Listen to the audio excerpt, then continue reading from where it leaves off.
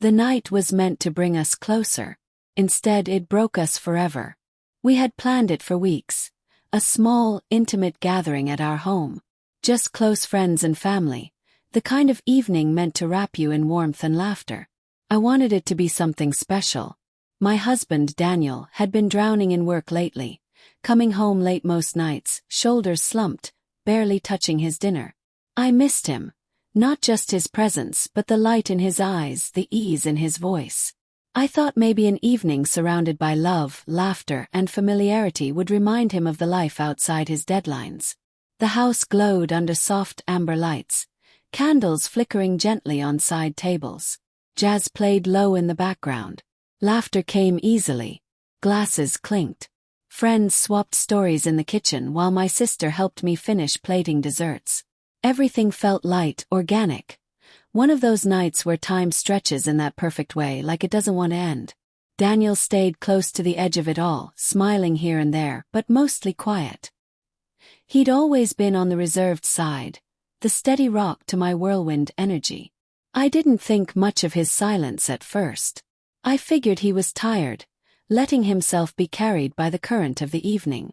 Later, a small group of us gathered in the living room, reminiscing about old stories. Someone brought up the time Daniel tried assembling a flat-pack bookcase and ended up nailing it shut backwards. I laughed and added a few colorful details. A dramatic reenactment of his curses, the hammer that mysteriously disappeared, how he finally gave up and used duct tape. Everyone laughed. The big, belly-deep kind of laughter that draws others in. That opened the floodgates. Friends added their own light-hearted jabs. About how Daniel talks to our cat like it's a child, how he leaves cereal boxes open on the counter. Just harmless teasing, I thought. The kind we all endure. I looked at him occasionally. He smiled, but just barely. The kind of smile you give when you're trying not to ruin the mood. I wish I'd looked longer. I wish I'd really seen him. At some point, I realized he'd slipped away. I assumed he'd gone to grab another drink or check on something. The music continued, people mingled from room to room. The night lingered, soft and glittering. But as the evening dwindled and people began leaving, it hit me. Daniel hadn't returned. I looked around. Our bedroom was empty. His coat was gone. So were his keys, his phone, his wallet. Panic didn't come immediately. First it was confusion.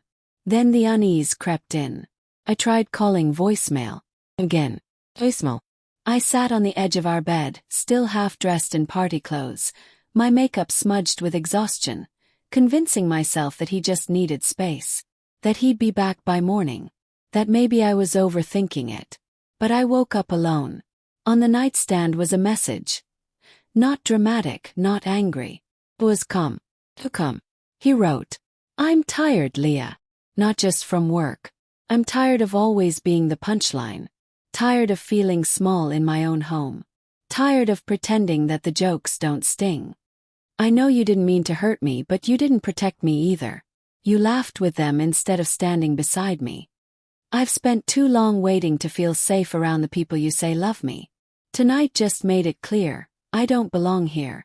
Not anymore. I read it again. And again. Each word like a quiet, sharp cut. The silence that followed was louder than any argument. The next 2 days I called. Texted. I even drove by his favorite coffee shop. Nothing. The house was still. But I knew he wasn't coming back. When I came home on the third evening, a moving van sat outside. Inside, it looked like a ghost had passed through. Closet hangers empty, drawers half open. His favorite hoodie missing from the hook by the door. Even the mug with the chip he refused to throw away was gone. And the quiet. That unbearable quiet. Friends reached out slowly. Some asked what had happened. One said he'd noticed Daniel seemed uncomfortable that night. Another admitted that as she left, she heard Daniel whisper under his breath, "This isn't my home anymore." That sentence. It's what broke me. Because it wasn't about that one night. It had been building. Quietly. Invisibly. And I'd been blind to all of it. I wrote him a letter. Not a text. Not an email. A real, handwritten letter. Apologizing. Pleading. Acknowledging. I told him I saw it now. All the moments I should have defended him. The laughter I should have stepped away from. The man I failed to protect when I should have stood beside him. Mailed it. And waited. No response. Weeks passed. Then months. Then came the envelope. Unmistakable. Divorce papers. No note. No accusations. Just the quiet end of what once had been everything. I signed them, sitting alone on the couch we once curled up on together. The one where we dreamed of trips and talked about starting a family. I play that night back more often than I should. Jokes. Laughter. The way I watched his smile fade, and didn't say a word. Now, when I'm in rooms full of laughter, I look around. Not at who's laughing, but at who isn't. Because I'll never forget the man who loved me quietly, completely, and walked away because I let him feel alone in a room full of people who were supposed to love him too. And I'll never stop wondering how different it all might have been if I had chosen to stand beside him, instead of standing in the spotlight, laughing.